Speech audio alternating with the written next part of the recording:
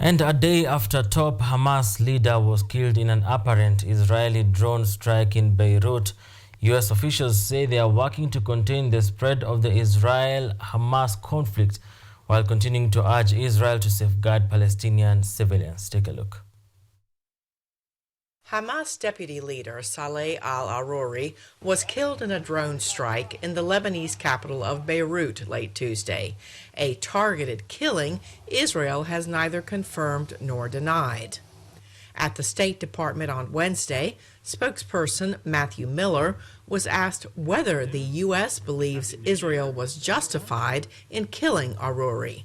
Miller had this answer. I will say that he was a brutal terrorist with civilian blood on his hands, and I will leave it at that.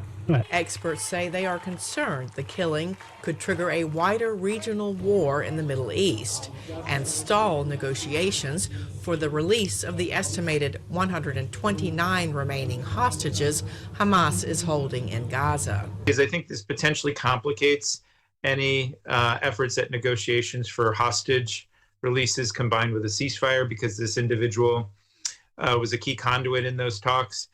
He previously had lived in Qatar and I think was seen as one of the key voices there. Israel carried out new airstrikes Wednesday in the Gaza Strip, while the Israeli army said it was on high alert for attacks by the Lebanese militant group Hezbollah following the drone strike.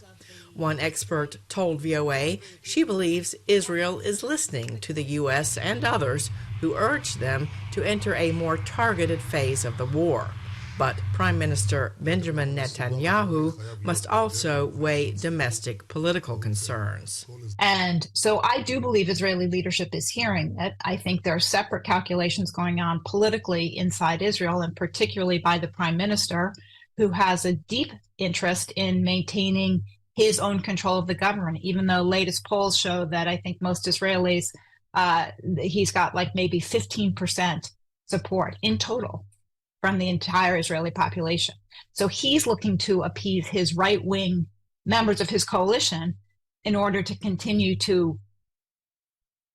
his role as prime minister. The Israeli campaign to crush Hamas has left vast parts of the Gaza Strip in ruins.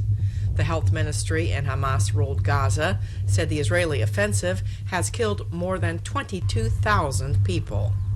Israel launched its offensive after the October 7th terror attack by Hamas that left about 1,200 people dead.